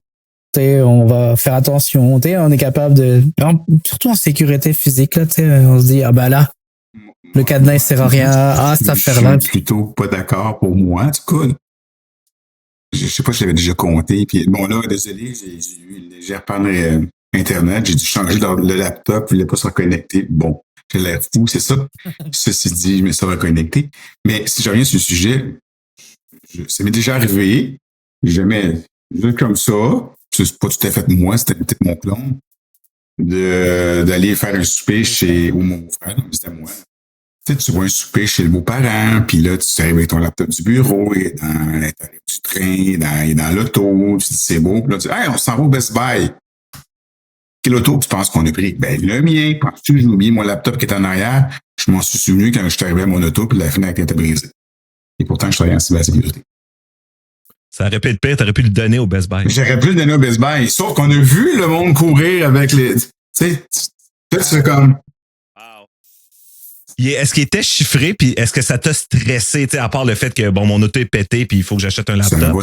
Ça m'a pas stressé pour 5 cents. C'est ça, parce que les données, tu savais que c'était correct. C'est pas vrai. C'est, à l'époque, là, on remonte le plus de 15 ans de cette histoire-là. Et plus. C'était pas très coutume dans certaines organisations de chiffrer portable. Où ce que je travaillais, dans la semaine juste avant, je m'étais battu avec le département, mettons, avec mon gestionnaire de l'époque, à dire, ça serait peut-être une bonne idée de commencer à chiffrer les laptops. Là, on a tout eu l'impression que j'avais framé le vol, là, mais la réponse, c'est la réponse, ça m'est vraiment arrivé, là, tu sais, mais j'étais pas stressé parce que dessus, j'avais rien vraiment, tu sais. Sauf que, mettons, si ça aurait été, je travaille, je sais pas, au finance ou au marketing, ou peu importe quoi, ou dans un projet spécial, j'aurais peut-être plus paniqué, ça. Est-ce que la sécurité physique, c'est de la cybersécurité? J'ai l'impression que non. Là, t'amènes un débat intense, là. Là, tu fais de lancer une grenade dans la conversation. Okay. Il y a tout un chapitre dans ISO 27001 sur ça, hein, donc oui. Non, mais si tu te fais voler ton laptop, il n'y en a aucun problème si ta cybersécurité était on point. Et dans le fond, c'est pas un incident de cybersécurité. Un événement. C'est un incident de sécurité. Mais je fais une parenthèse. En tout cas, c'est un grand défi. Parce que si on parlait chiffrement ça dépend de ce que tu utilises, encore une fois. Puis ça dépend de la motivation en arrière. Puis ça dépend de bien des choses. Parce que décrypter un portable avec les outils de Microsoft aujourd'hui, il semblerait que ceux qui sont bons là-dedans, c'est facile. Moi, je suis pas capable de le faire. Mais c'est parce que ça dépend. Il y a beaucoup de compagnies qui veulent juste cocher la petite boîte puis dire oui, c'est chiffré. Mais ça boot automatiquement, donc toutes les clés sont dedans, donc tu as un bug de TPM, que ce soit plus vraiment chiffré. Alors que il y a 15-20 ans, oui, c'est vrai, on le faisait pas souvent, mais quand on le faisait en général, c'est avec un mot de passe qui était séparé du reste. Exact. Mais faut une carte pour booter la machine. Y a oui, une carte que tout le monde laisse dans le même sac, le laptop, ça c'est vraiment pratique. Faut faire attention. Mais il y a des méthodologies qui sont on top of. Parce que là, si on parle de sécurité physique, je suis vraiment moins saine d'esprit là-dessus. Là. C'est peut-être mon background en criminologie qui a fait que je suis obsédée, là, mais on est loin de mon attitude vraiment cool sur la cybersécurité. Là. Je dors pas la nuit là, parce que je pense qu'il y a du monde qui va rentrer chez nous alors que ça m'est jamais arrivé. Là, mais pour mon ordinateur, mes ordinateurs puis toutes mes choses, mettons que je veux pas me faire voler, ils sont cachés dans une pièce qui est cachée dans une pièce qui est cachée dans une pièce qui est camouflée. Là, que c'est tout. Je suis vraiment très sécuritaire dans ces trucs-là. T'as une pièce secrète, là, genre t'as comme la bibliothèque en arrière de toi, on la pousse puis elle ouvre sur d'autres choses. Il y a un livre qui s'ouvre. C'est le SecOps for Dummies jaune, là.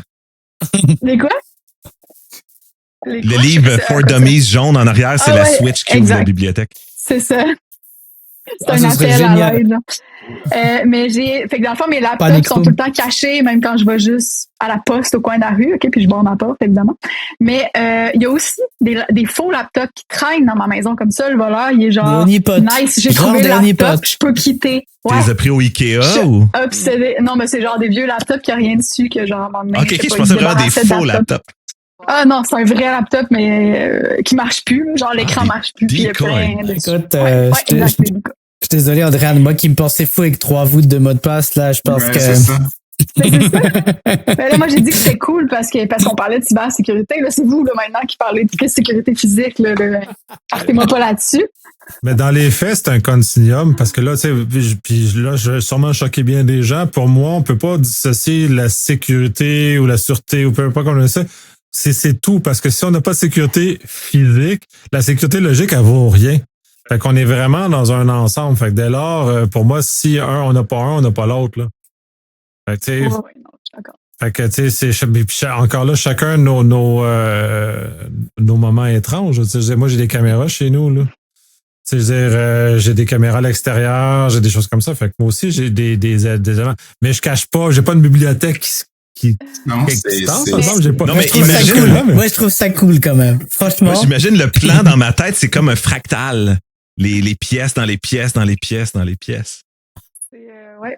J'ai tout pensé à ça, ça m'a pris du temps. Là. En magasinant la maison, j'ai fait est-ce que c'est possible de faire ça? Oui, j'achète cette maison. La meilleure manière, je pense, d'essayer de penser à physique versus cybersécurité, disponibilité, confidentialité, c'est essayer de vous imaginer les gens là, qui ont vraiment, vraiment, vraiment beaucoup d'argent en crypto-monnaie. OK, j'ai 50 millions en crypto-monnaie. Ah, je veux pas la laisser dans un wallet qui est en ligne parce que c'est sûr qu'ils vont se faire hacker. Je veux pas les laisser sur mon ordinateur, je vais me les faire voler, mais en même temps, faut pas que je les laisse à un endroit où ils vont brûler si ma maison passe au feu ou qu'un voleur qui rentre chez nous le trouve dans un livre dans ma bibliothèque en arrière de moi. Tu sais. Fait que quand tu veux que jamais pouvoir perdre cette information-là, la perdre ou jamais te faire voler, là, ça devient vraiment, vraiment difficile. Là. Même puis on parle pas des grosses quantités d'informations, c'est une clé. Ça a l'air stressant, je sais pas. Il doit y avoir des meilleures ouais, options. Une banque. Je serais pas un bon criminel, tu sais.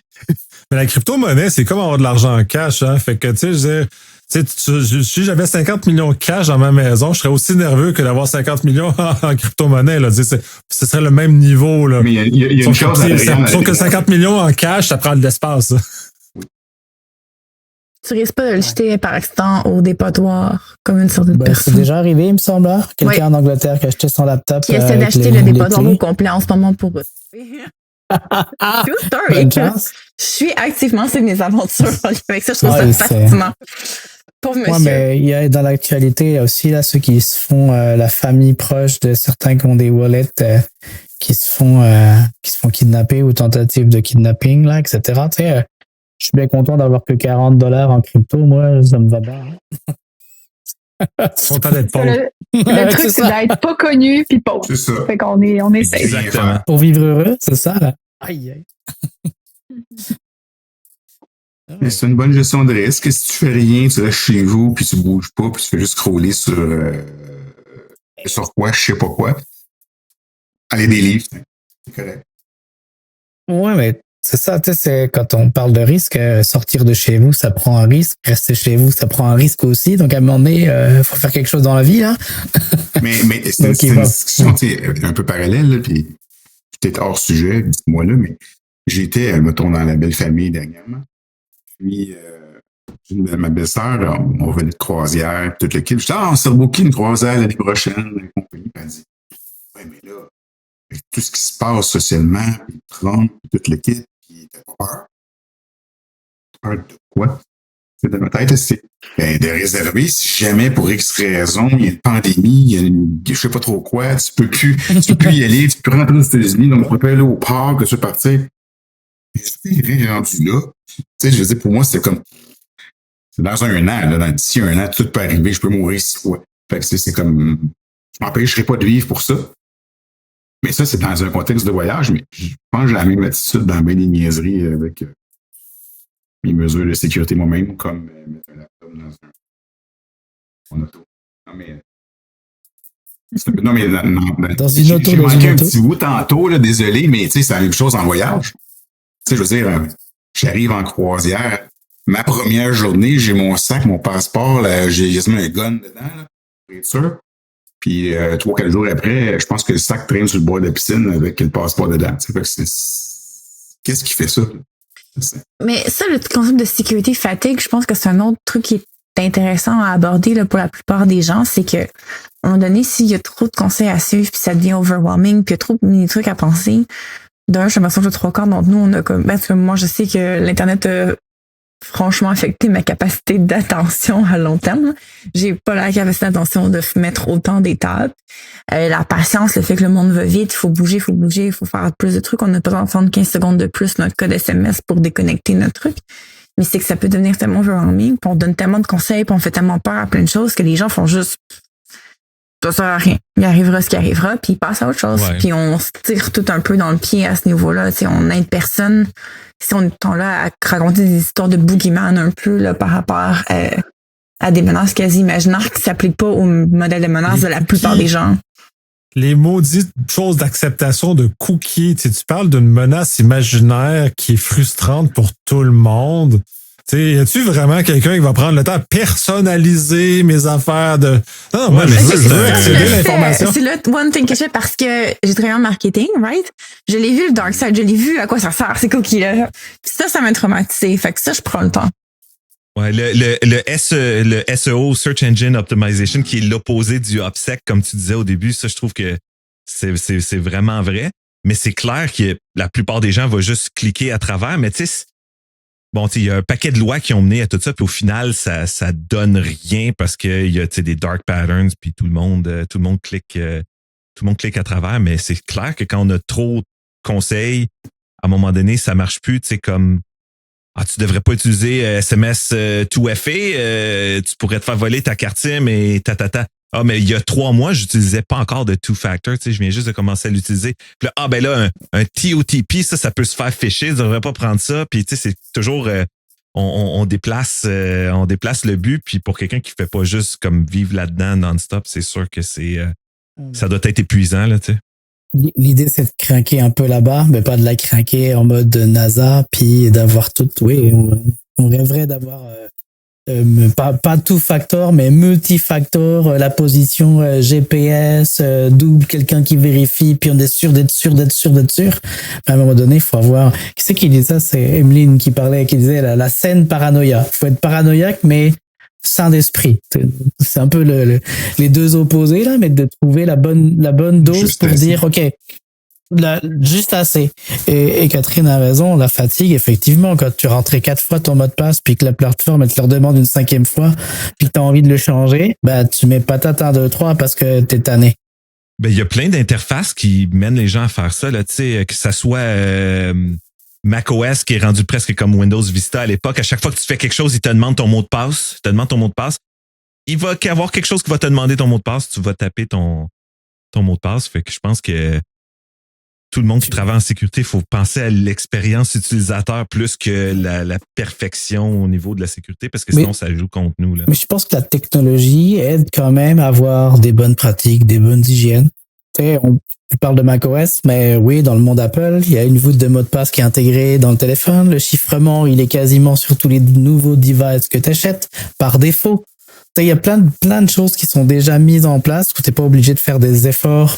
Oui, mais tu vois, déjà, ce que tu es en train de dire là, mais je peux te dire oui, mais iCloud, tes backups sont pas chiffrés. OK. Puis ben là, faut que tu mettes le advanced truc parce que par défaut, le advanced machin truc, il est pas à on. Puis tu sais, toujours comme une chose qui manque, là, tu sais. Mais de pas de backup à backup. Monsieur, t'as pas de backup par défaut non plus. By the way, t'as 5 gigs gratuits. Fait que déjà, faut convaincre les gens tu devrais payer mensuellement. Ah là, tu peux prendre des backups. Ah là, tes backups sont pas chiffrés en passant. Fait que tu sais, je trouve qu'il y a presque personne qui a des bons default settings dans l'industrie. Puis tu sais, les fournisseurs cloud, c'est la même chose. Pourquoi on a une édition? Pourquoi Wiz vaut 32 milliards à se connecter sur des API d'Amazon pour dire ton RDS Postgres est exposé à Internet? C'est comme donc je pense qu'on a pas mal de chemin à faire, mais t'as raison que ça s'améliore vraiment beaucoup comparé à je te trouve vraiment dur à soir. Franchement. Ce soir. J'essaye d'avoir un peu de lumière dans cette technologie envahissante. Non, mais on a plein de trucs. T'as raison, il y a toujours mieux. Alors après, j'ai fait un petit coup d'ISO. On implémente l'amélioration continue, au moins. Ben, c'est juste comme positif, là, si on veut en parler. TLS, Google dit que c'est 99% des connexions sur Chrome qui sont maintenant chiffrées. 99% là, à travers le monde. On a les passkeys, c'est un peu mélangeant, mais ça commence à s'améliorer. Le déploiement du two-factor en entreprise commence à être assez bon que dans bien des cas, c'est plus facile maintenant de trouver une vulnérabilité dans un edge device, là, comme on dit, un Ivanti ou autre Fortinet de ce monde, que de faire du phishing, parce que les gens sont rendus quand même assez bons en two-factor. Il y a 10 ans, ou même il y a 5 ans, c'est comme je ne vais pas chercher un zero day dans un concentrateur VPN alors que je peux juste faire un phishing super simple. De ce côté-là, il y a vraiment pas mal d'améliorations. Ah, ça va, c'est bon. J'ai la lumière dans le cœur.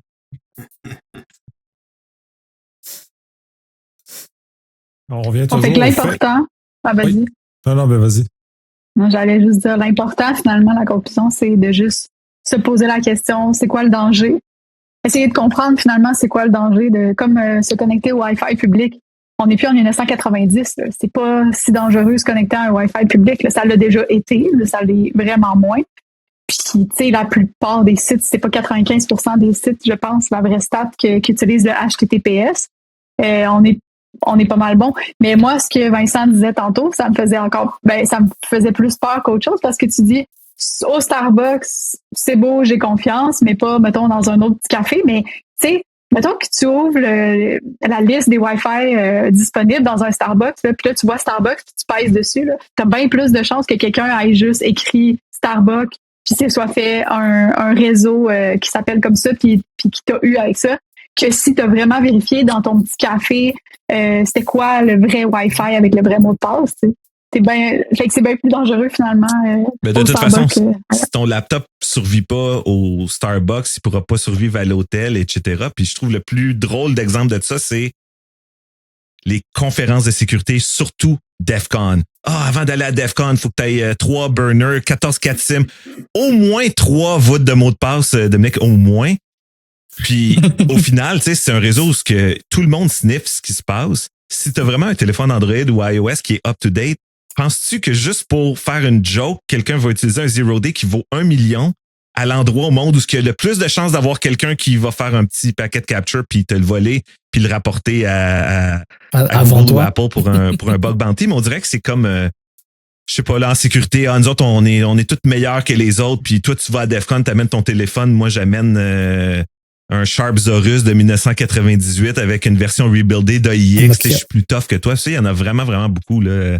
Genre de machismo à outrance. Là. Mais n'empêche que dans la fois que j'étais allé au DEF CON, je me suis retrouvé à me déplacer. Mon GPS me renvoyait un peu partout aux États-Unis. Là. Il y a ça aussi, il y a des éléments comme ça. C'est sûr que c'est un playground qui est drôle.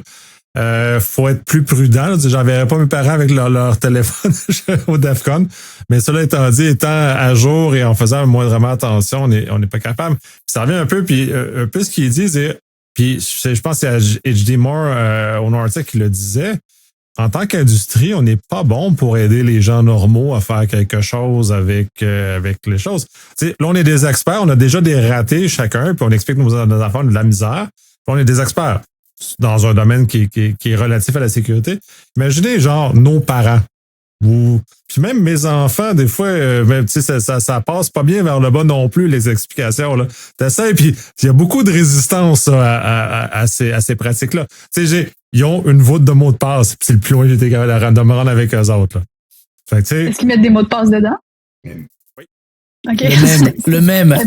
Oui, c'est le même mot de passe. le truc, je vais divulguer mon truc pour favoriser l'adoption, c'est que les mots de passe de Netflix et de Disney Plus sont dedans. S'ils veulent avoir accès, il faut qu'ils aient accès à la voûte. Donc, je les ai obligés quand même de créer un effet attractif pour les inciter à y aller. Parce que sinon, j'avais résisté. Fais-tu une rotation des mots de passe pour les motiver à y retourner? Oui. Ce qui se passe, c'est que ses parents sacrent à tous les soirs pour aller sur Netflix. Ouais. Ouais. Non, change pas. Ouais, en tout cas, bref, oui. Mais c'est une habitude. C'est une habitude à donner parce qu'une fois qu'on a l'habitude d'utiliser ça, ça devient un peu naturel. Tu sais, ça devient, encore une fois, quand tu cliques et puis que tu actives le chiffrement par défaut, une fois que c'est fait, tu vas pas te poser la question tous les matins. Tu sais, il y a quand même, c'est le plus difficile, c'est de faire le premier pas, puis de se dire, OK, ça devient une routine où je comprends pourquoi je le fais, puis après, ça rentre dans le quotidien. Mais c'est vrai que les premiers temps, tu sais, moi, j'ai fait de l'admin système il y a très longtemps. Je pense que le user password, c'était le même nom. Jusqu'à ce qu'on se fasse défoncer un serveur, puis on dit, OK, on n'est pas bon. Puis là, tu sais, on met ces règles au fur et à mesure. Puis mais tu sais, il y a encore des sites qui bloquent le copy-paste des mots de passe ou même s'ils font pas par exprès, que le autofill va vraiment mal marcher. Donc, même quelqu'un qui sert d'un gestionnaire de mots de passe qui a ses 10 premiers trucs dedans, OK, t'as aidé quelqu'un, t'as mis son compte Netflix, son compte Apple, son compte Facebook, il va arriver sur un site d'une banque X, puis là, ça marche pas, ben là, qu'est-ce qu'il fait? Il va mettre patate 1, 2, 3 comme mot de passe. Fait que si vous nous écoutez puis votre site marche pas avec les mots de passe, les password managers, faites stop puis allez arranger ça. C'est quelqu'un chez Crave sur les Smart TV. faut rentrer le mot de passe manuellement, puis ça m'est déjà arrivé de pas écouter Crave pendant 3 mois parce que j'avais pas le courage de rentrer. Mon auto, c'est pareil. Et pourquoi tu me mets pas un code QR que je puisse me loguer? Qui veut rentrer son mot de passe de 64 caractères sur un touchscreen d'auto, là? Crave, c'est Canada, il y a peut-être quelqu'un qui nous écoute, please. Hear the plea. Oh my God. Mais en fait, moi, c'est comme les gens que j'aime pas, je les raye de mon calendrier, je les raye de mon carnet de contact, là. C'est trop compliqué à parler avec toi. Je vais plus sur ton site web, là. Je le fais plus. Je trouve une autre façon. Mais j'allais dire, est-ce que moi, j'utilise un peu toutes ces expériences-là pour identifier les bons citoyens versus les moins bons citoyens, je vais dire, sur le réseau, là, tu sais. Je n'aimerais pas de compagnie là, pour pas me mettre à dos personne, là, mais tu sais, tu vas aller sur un site, par exemple, puis là, ils accepteront pas là, que tes cookies sont bloqués, ils accepteront pas que tu es sur un VPN, tu sais, là, il faut tout que tu désactives ta sécurité pour aller sur leur site web. Fait que là, c'est pour ça, moi, entre autres, que j'utilise des différents navigateurs en fonction des sites web. Puis c'est pas des sites spéciaux nécessairement, là, ou avec des trucs flous, là. Je veux juste m'acheter. Encore là, j'ai dit que je voulais pas nommer de compagnie, fait que je vais m'éviter parce que je dis c'est quoi, tout le monde va faire encore ah ouais, c'est eux. Je vais en nommer une de façon positive, là, après avoir blasté Best Buy à fond. Et Sony. Ouais, Sony. Merci de rappeler. De toutes les compagnies qui supportent les passkeys, je m'attendais vraiment pas à ça, mais Sony, c'est une des seules que j'ai trouvées là, dans le monde, disons, consommateur qui permet d'utiliser juste des passkeys, donc pas d'autres méthodes plus faibles, puis maintenant d'enlever les cartes de crédit puis de payer avec Apple Pay. Cependant, le processus de recouvrement pour quelqu'un qui perd sa passkey est extrêmement compliqué. Fait que là, ils sont un peu en train d'y goûter on a voulu fournir l'option la plus safe, puis enlever les backdoors, si on veut. Puis là, des fois, il y a des gens qui ont des problèmes. Là. Comme j'ai vu des threads, c'est comme je me suis fait demander le numéro de série de mon PlayStation 2 que j'ai acheté en 1999, là, des choses comme vraiment, vraiment intenses. Mais de tous les sites que j'ai utilisés avec des passkeys, c'est Sony qui sort en premier. Puis tu sais, si on se souvient, Sony, c'est ça, j'allais dire. C'est quand même coup sur coup. Est-ce que tu penses que c'est relié à leur mauvaise expérience? C'est certain parce qu'ils ont fait Apple Pay sur un PlayStation. C'est un peu bizarre, tu sais, mais t'es sur ton PlayStation, ça te met un code QR, tu payes avec ton téléphone. Ils se sont fait voler un méchant paquet de cartes de crédit. Qu'est-ce que ça leur donne de faire ça? C'est de la tokenisation gratuite. C'est des trucs qui peuvent plus perdre. Fait que je suis certain qu'on voit, tu sais, ils ont eu pas mal de problèmes. Puis là, je pense qu'ils sont rendus comme au top. Fait que s'il y en avait plus comme ça, ça serait... Ouais, ben, ça veut dire qu'ils sont comme moi, sont réactifs. Ils font des backups avant avoir souffert. Ils mettent du YubiKey après avoir des tentatives d'attaque. Là. Fait c'est vraiment, on n'est pas, c'est pas top. Là. Si copie-moi, c'est pas bon. Là. Ouais, mais en même temps, la première chose qu'ils se sont fait voler, c'est des cartes de crédit. Puis tu sais, à cause de PCI DSS, il y a tellement de budget qui va protéger ça. Mais honnêtement, on s'en sac-tu d'un numéro de carte de crédit? Tu peux le changer, là, tu sais. Ouais, ça, c'est bien quelque chose d'absurde. Puis, tu sais, tant qu'à parler de choses absurdes, c'est comme les NAS. Pourquoi on fait encore autant de sparage avec les NAS? Rayez ça des systèmes, rendez ça que ça n'a aucune valeur pour qu'on arrête de... Notez qu'on parle de numéro d'assurance sociale et pas de Network Attached Storage dont on parlait tantôt. Bon point. Mais oui, effectivement, justement, si on peut réduire ça, parce que, tu sais, dans l'absolu, là, un NAS, c'est un numéro de dossier au revenu. C'est tout. C'est comme un numéro de dossier chez Bell Canada, c'est comme un numéro de dossier chez Best Buy. Mais c'est un numéro, ça demeure un numéro de dossier qui n'a pas de valeur intrinsèque plus que d'être un numéro de dossier. Là, le fait qu'on lui a donné de la valeur, là, il faudrait se poser des questions sérieuses. Puis là, on est en 2025, là, on n'est pas en 1952. Là, je pense qu'on a les moyens, les technologies dans les mains pour faire quelque chose de mieux. Puis là, c'est-à-dire... Positif encore, Post Canada. Identité Plus, Identity Plus de Post Canada, qui permet de se créer une identité vérifiée avec des cartes d'identité gouvernementales, puis après ça, d'attester à cette identité-là pour te loguer un peu partout. Il y a presque rien qui supporte, même, je pense même au niveau du gouvernement fédéral, il n'y a pas beaucoup de support encore pour ça. Je savais pas que ça existait. Ça existe, puis c'est cool, puis ils supportent même de vérifier ton identité en personne. T'sais, si jamais tes documents sont pas assez bons, t'as pas une assez bonne caméra sur ton téléphone, puis les compagnies privées peuvent même faire appel à ça, comme par exemple, si vous avez un processus, vous engagez des employés remote, vous n'êtes pas capable de vérifier leur identité comme il faut à travers Zoom, là, hein, voici mon permis de conduire, oui, c'est beau. Vous pouvez l'envoyer dans un bureau de poste de Poste Canada. Il y a des API, vous pouvez intégrer ça à vos systèmes. C'est super innovateur. Ils ont ça depuis peut-être 5 ans. Il y a presque personne qui sait que ça existe. Mais fait que bon, tu vois, Dominique, là, il y a plein de trucs positifs. Là. Serais-tu comme le 4e facteur, finalement? Nice. Oh my God, référence obscure à un certain podcast. Oui. Hein? Mais oui, mais il existe des choses comme ça, mais sont sous-utilisées. On va préférer parler justement faire des Nord-Coréens qui font des fausses emplois. Puis ensuite, on a des bons moyens comme ce que tu mentionnes qui sont sous-utilisés. Là, on a comme un problème de logique dans ce qu'on fait. Parce qu'on a les moyens. Le passkey, ça fait quand même un bon bout de temps que ça existe. On a de belles technologies dans les mains. Facile d'utilisation, c'est très important. Mais ça demeure... Passkey, par exemple, c'est facile du côté usager, puis c'est cool. Tu peux le faire avec ton téléphone, soit avec un YubiKey. Il y a plein de choses qui peuvent le faire. C'est quand même sympathique à utiliser. Par contre, du côté développeur, je suis pas certain que toutes les bibliothèques soient disponibles puis que ce soit super facile pour des développeurs pour le faire. Ouais. Le problème, c'est le contrôle, puis c'est surtout aussi les gens, des fois, savent même pas où ils ont mis leur passkey. Parce que autant Google que Apple que Microsoft veulent avoir tes passkeys. Microsoft vend pas de téléphone, fait que là, c'est compliqué. Puis j'ai vu beaucoup de cas où les gens, comme je suis plus capable de me loguer dans tel truc. Je me loguais, je sais pas, je prenais une photo avec mon téléphone, tu sais, whatever, mais OK, c'était-tu dans iCloud ou c'était dans ton One Password ou c'était quoi? Fait que ça accroche un peu. Puis côté entreprise, c'est Google Workspace, par exemple. C'est Google Workspace, c'est pas un petit truc fait au coin de la rue. Il permet pas de bloquer les passkeys qui se synchronisent. Puis il est pratiquement pas capable de faire la différence entre une clé de sécurité hardware ou une passkey qui synchronise comme sur iCloud. Fait que tu sais, il y a encore comme plein de... Ça accroche, mais 1 an ou 2, ça va commencer à être pas mal mieux. Puis tu sais, honnêtement, là, pour l'histoire des Nord-Coréens, les banques sont obligées de faire des vérifications sur les clients depuis super longtemps à cause du blanchiment d'argent.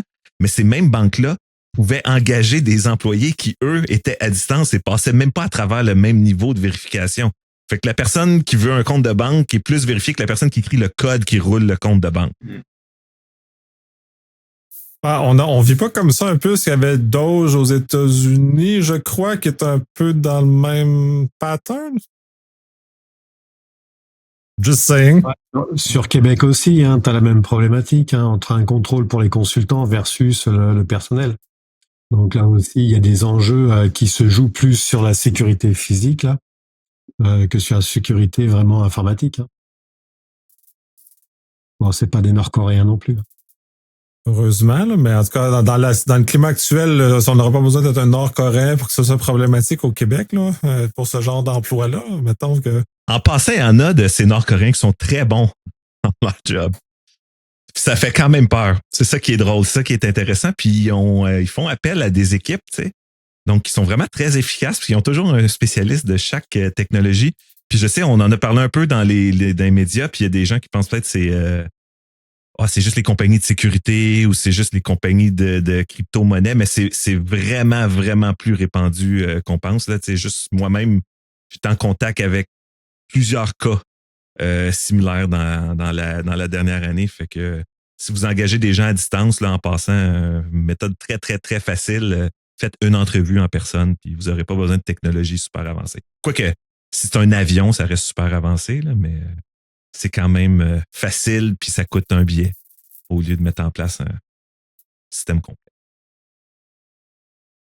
Ouais, puis ça aussi, des fois, les systèmes complexes sont peut-être trop complexes aussi pour ce qu'on fait. Là, on est peut-être trop dans le numérique, puis c'est un peu là, ça vient rejoindre un petit peu le point d'Andréane qui, elle, est plus attachée au volet physique, parce qu'il y a peut-être juste ça de vrai dans l'absolu, là, que la sécurité physique. Je vais terminer avec une dernière question, puis ça fait un lien, puis Sam puis Kat l'ont déjà eu. Signalgate. Oui.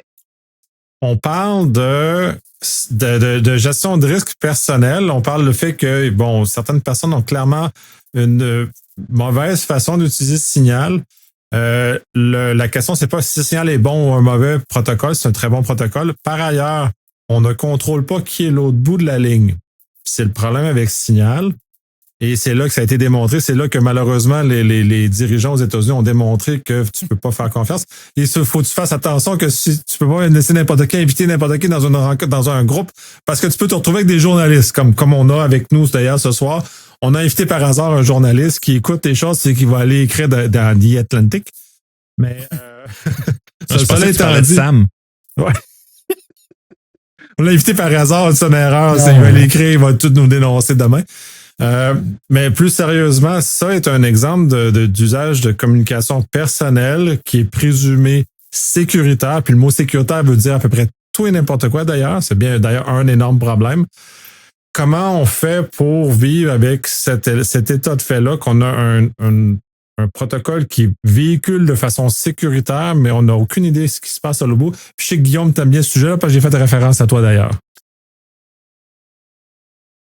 Ben oui, je pense que des fois je suis assez motivé, mais je vais laisser d'autres personnes répondre en premier. Là, tu sais, quand il y a des silences, j'ai tendance à faire le Kool-Aid Man, faire oh yeah, mais là, pour une fois, pour la dernière question, j'aimerais mieux laisser aux autres.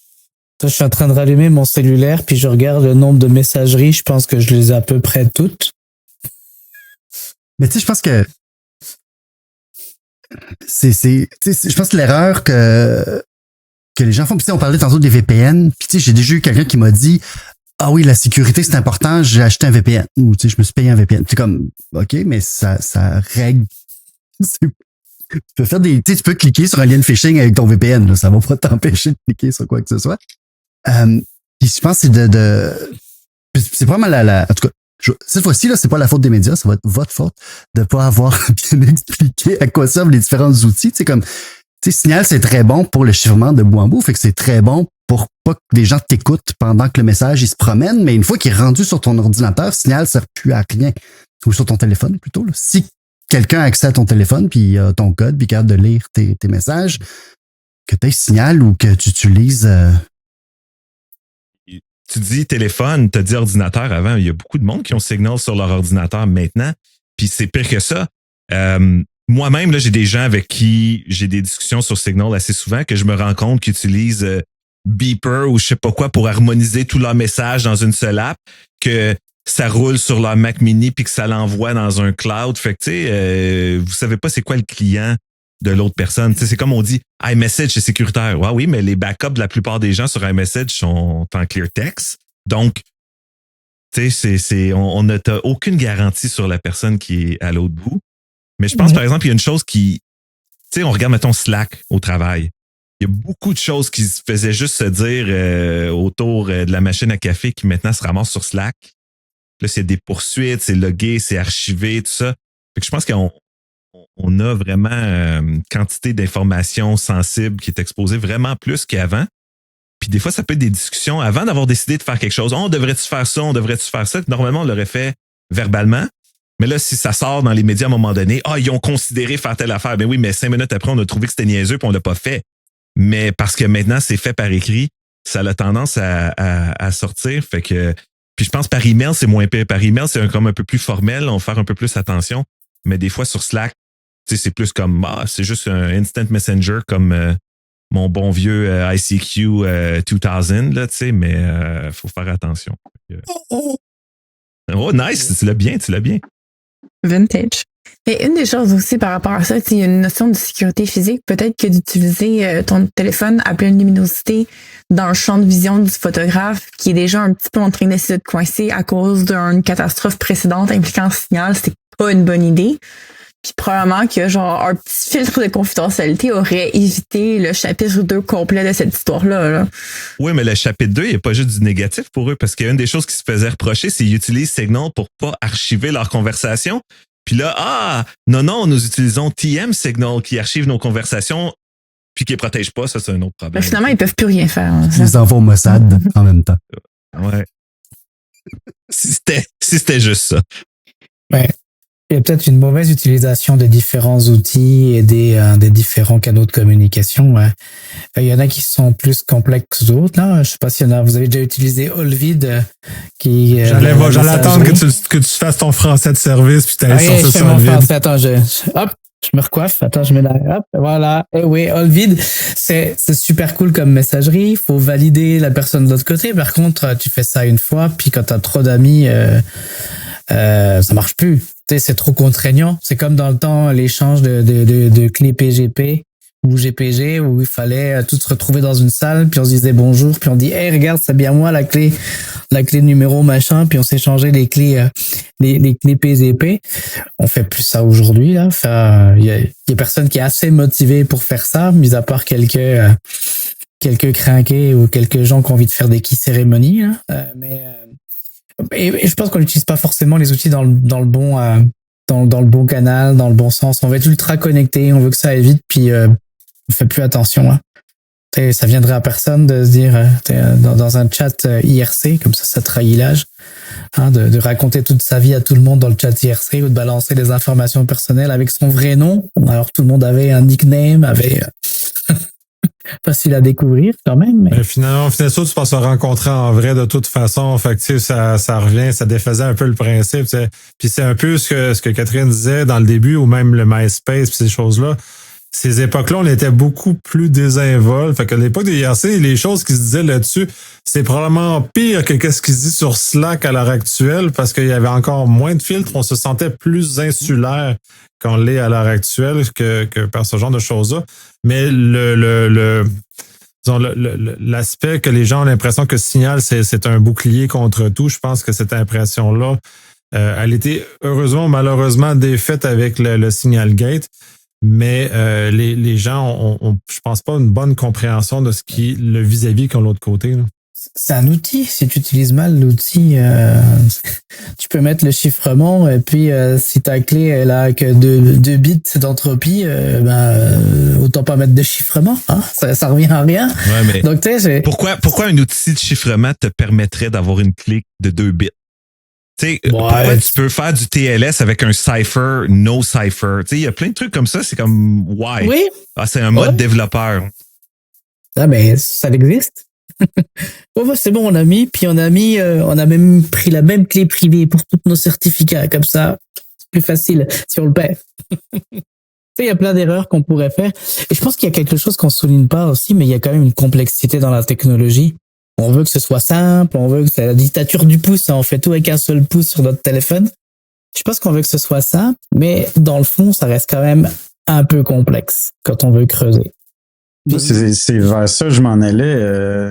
En conclusion, je vous écoutais, là, puis il y avait de la nostalgie avec toutes les applications puis tout ça, là, mais la réalité, c'est que on est peut-être tellement disparates qu'au final, notre identité, nos informations sont... Oui, c'est sur notre appareil, mais au final, dans notre appareil, on a 150 applications différentes. Puis là, tout ça, c'est divisé de façon, je vais dire, un peu aléatoire. Puis peut-être que c'est ça qui nous protège, dans le fond. Le fait qu'on est tellement dispersé que le risque il est amoindri à cause de ça. Moi, je pense, comme je disais tantôt, moi, personnellement, j'essaie de garder ça le plus simple possible. Là. Je vous entends là, dire que vous êtes sur plusieurs réseaux sociaux, vous avez toutes les applications de messagerie, etc. Je suis pas dans cette réalité-là. Là. J'essaie plutôt de restreindre le plus possible. Là. Mais fait que j'ai peut-être une mauvaise lecture. Là, mais... Une des choses que j'entends beaucoup quand on parle, c'est quand on parle de l'ennemi qu'on pense beaucoup dans notre tête, c'est comme le hacker qui veut voler nos informations, le fraudeur, etc. Mais j'ai l'impression qu'on ignore un peu le concept, le danger au niveau de notre vie privée en général, de la manipulation dont on peut être victime en ligne via des publicités, que c'est des compagnies légitimes, mais qui nous ciblent avec ce marketing-là puis ces données-là collectées. Puis je réfère un peu à justement la mention de on s'en fout des cookies, on s'en fout. Chaque plateforme a des petites données ici et là, puis c'est pas grave. Alors que dans les faits, ces plateformes-là, elles communiquent puis elles se vendent les données entre elles. Il y a tout l'enjeu des courtiers de données qui est très réel, qui est très concret, qui a des risques. Oui, je me souviens un courtier de données qui avait reçu une amende parce qu'il avait vendu une liste qui était essentiellement nommée le senior vulnérable à une compagnie de fraude qui s'était servi d'une liste légitime d'informations qu'il avait achetées pour ensuite frauder des gens qui avaient été identifiés par ces algorithmes-là comme étant simplement vulnérables. On peut penser à comment les forces de l'ordre, on parlait, ils ont pas besoin, le FBI, etc., ils ont pas besoin d'aller chercher des mandats quand ils peuvent juste aller payer pour l'information. C'est pas couvert par ces trucs-là. Fait qu'il y a comme toute cette donnée-là, cette partie-là qu'on a moins jasé aujourd'hui en termes de sécurité, qui pour moi est comme au quotidien une menace beaucoup plus grande puis importante que le fraudeur potentiel qui essaie de sneaker, je sais pas, qui essaie de voler mon compte Netflix, là, je m'en fous essentiellement là, que quelqu'un se connecte à mon compte Netflix à distance. Honnêtement, s'il me kickait barre de ma plateforme, il pourrait s'en servir de mon troisième compte vide de Netflix, je m'en fous. Mais c'est ce vol de nos données-là, cette utilisation-là un peu malicieuse, si on veut, mais qui est légale, je pense que c'est une plus grande menace qu'on n'a pas full adressée aujourd'hui.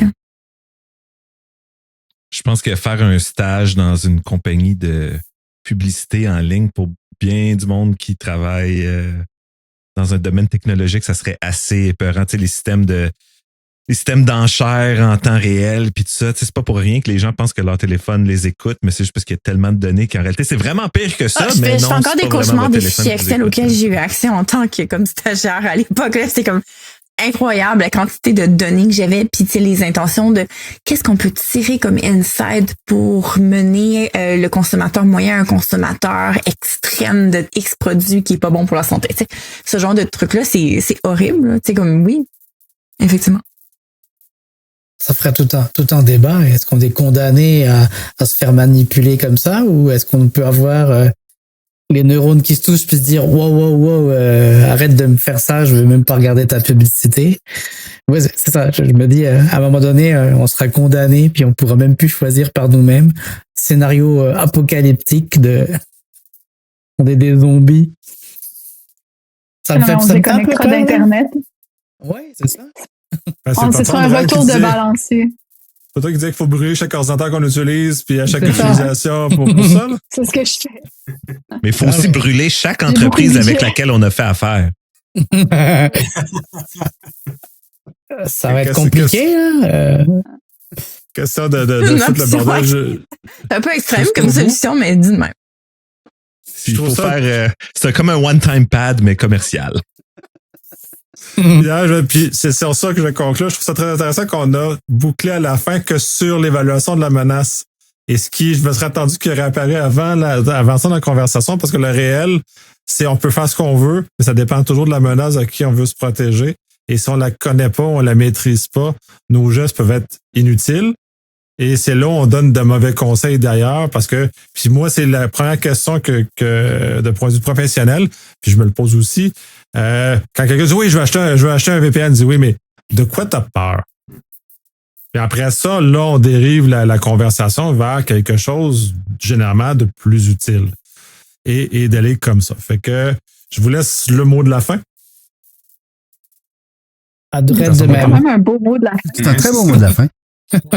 Bonne fête! Bon 600e. Bon 600e, oui. Moi, je dis, ça c'est clair que c'est un gros bravo à Nicolas. Et puis d'avoir réuni tous ces gens-là tard le soir. Ah non, ça va, il est pas si tard. On se reparle au 1200e. Oui, tout qu'un défi. Merci énormément de votre collaboration, de vous être rendu disponible pour ça, pour cette conversation qui a été très amusante et justement, ça l'a amené un peu dans des zones très intéressantes dans lesquelles on a pu partager des choses drôles et dans lesquelles j'espère qu'ils vont faire réfléchir les professionnels et leur famille, et au moins leur famille autour d'eux autres. Merci beaucoup. Super, merci. Merci à tous. Merci. Vrai plaisir. À bientôt. Bye bye.